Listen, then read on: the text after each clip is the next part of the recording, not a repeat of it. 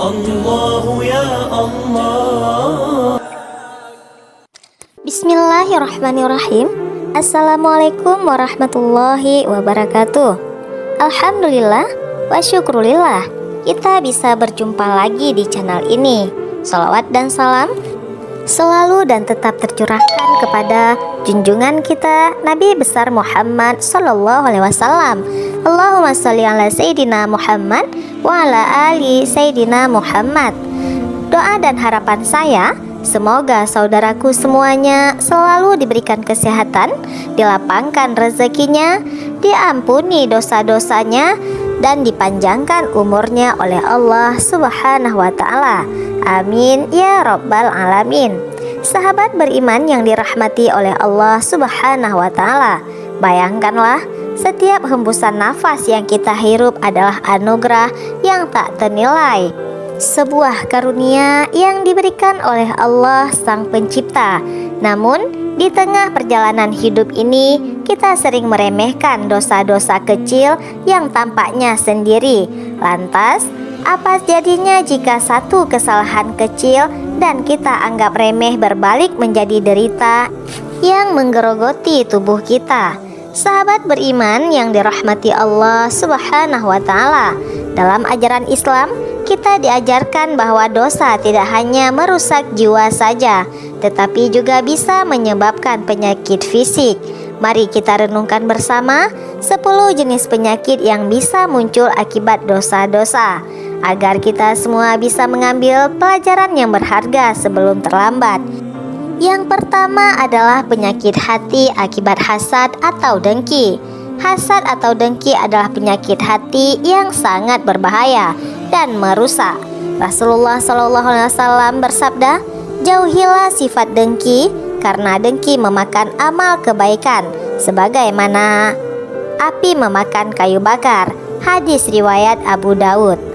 Hasad tidak hanya mencederai hubungan kita dengan sesama saja, tetapi juga menciptakan suasana hati yang tidak damai. Ketika kita dikuasai oleh rasa dengki, jantung kita berdegup dengan sangat kencang, tekanan darah tinggi melonjak, dan kita menjadi rentan terhadap masalah kesehatan seperti serangan jantung. Hati yang dipenuhi dengan rasa iri tidak akan pernah merasakan tenang.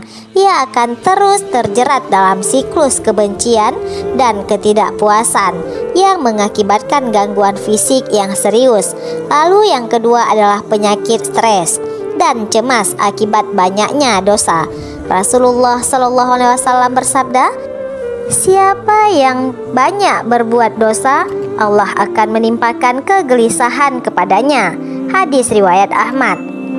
Segala sesuatu yang berlebihan adalah hasil dari tidak ketenangan jiwa yang disebabkan oleh tumpukan dosa yang terus-menerus menempuk. Ketika hati kita penuh dengan rasa bersalah dan penyesalan, pikiran kita menjadi tidak tenang, dan ini seringkali mengakibatkan kecemasan kronis, insomnia, dan gangguan mental lainnya. Kita menjadi terjebak dalam pikiran negatif, merasa tidak ada jalan keluar, dan kesehatan pun kita akan mulai berpengaruh. Yang ketiga adalah penyakit kanker akibat dosa zina. Zina ini adalah dosa besar yang sebagaimana disebutkan dalam Al-Quran dan hadis.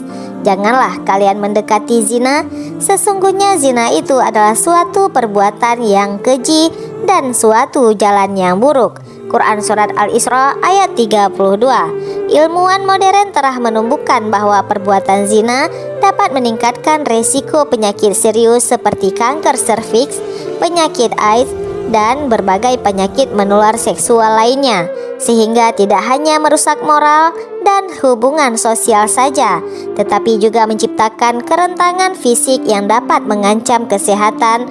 Setiap kegiatan lebih dekat kepada kehampaan dan penyakit bukan hanya secara spiritual saja, tetapi juga secara fisik. Lalu yang keempat adalah kemandulan akibat homoseksualitas. Allah Subhanahu wa Ta'ala melarang perilaku homoseksualitas dengan tegas di dalam Al-Quran, sebagaimana tercermin dalam kisah kaum Nabi Lut yang menghadapi kehancuran karena melanggar fitrah. Dalam banyak kasus, perilaku ini dapat mengakibatkan kemandulan dan penyakit seksual lainnya. Ketika manusia menentang hukum Allah dan melawan kodrat yang telah ditetapkannya, tubuh mereka pun akan menderita kemandulan. Bukan hanya menjadi ujian fisik saja, tetapi juga sebuah peringatan bagi kita tentang bahaya yang melanggar batasan yang telah Allah tetapkan. Yang kelima adalah obesitas akibat rakus. Rasulullah SAW telah mengingatkan kita dengan sabdanya, "Tidaklah anak Adam memenuhi bejana yang lebih buruk daripada perutnya." Rakus merupakan kebiasaan yang dapat mengarah kepada masalah kesehatan seperti obesitas, diabetes, dan penyakit jantung. Ketika kita tidak mampu mengendalikan nafsu makan, kesehatan kita akan terancam. Waktu yang tidak terkendali menjauhkan kita dari keinginan untuk beribadah dan mengingat Allah, serta mengubah tubuh kita menjadi sarang berbagai penyakit. Mari kita ingat bahwa setiap kehidupan yang kita ambil adalah amanah yang harus kita tanggung jawabkan atasnya. Yang keenam adalah masalah pernapasan akibat riba atau menggunjing.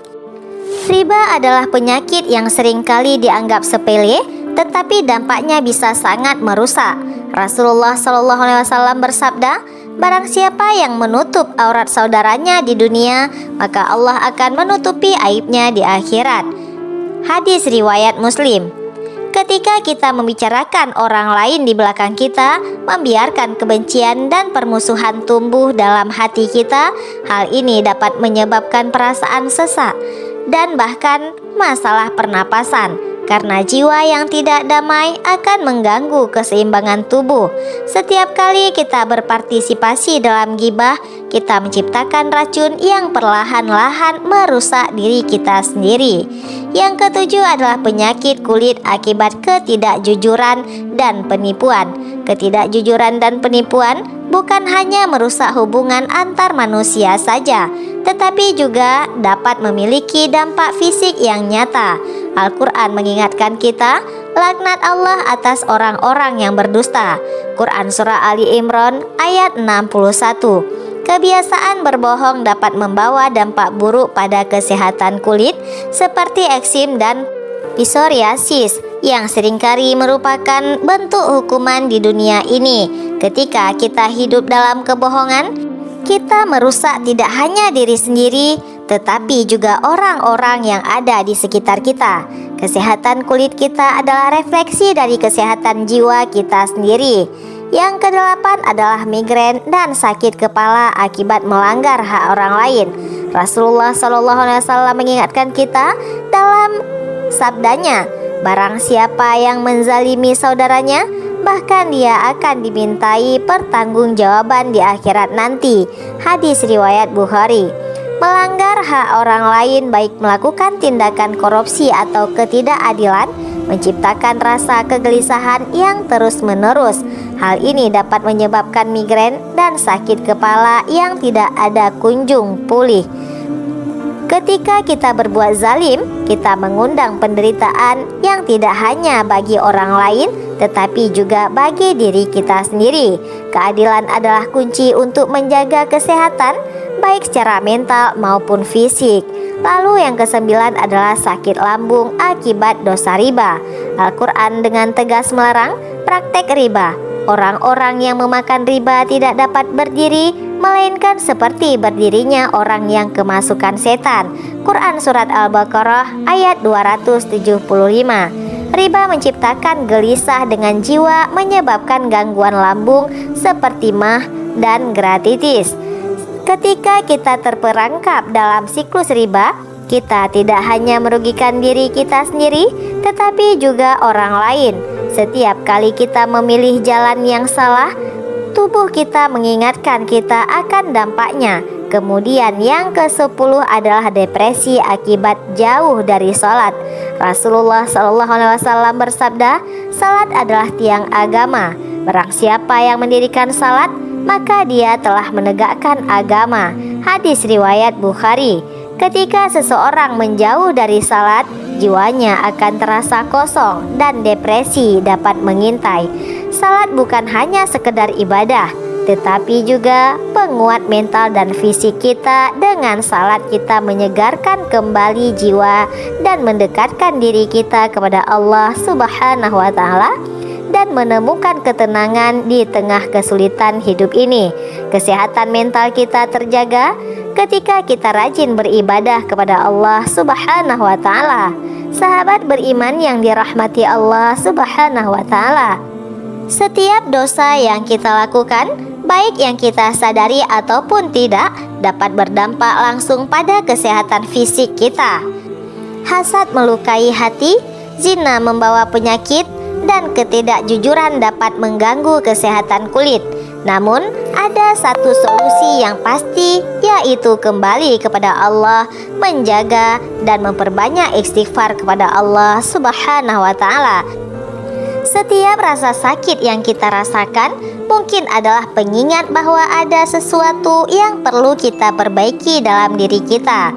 Mari kita ingat bahwa kesehatan sejati adalah ketika kita mampu menjaga hubungan baik dengan Allah dan sesama. Ingatlah, sholat adalah kunci keselamatan kita, tidak hanya untuk akhirat saja, tetapi juga untuk kehidupan dunia. Dengan mendirikan sholat tepat waktu dan menjauhi dosa-dosa besar, kita menjaga kesehatan jiwa dan raga kita. Jangan biarkan dosa-dosa merusak tubuh yang Allah titipkan ini. Marilah kita sama-sama giatkan sholat, sucikan hati, dan perbanyak istighfar. Karena kesehatan sejati terletak pada kedekatan kita dengan Allah yang telah menciptakan kita. Demikian yang bisa saya bagikan. Semoga bermanfaat untuk kita semua. Amin ya rabbal alamin. Wallahu a'lam bishawab. Wassalamualaikum warahmatullahi wabarakatuh.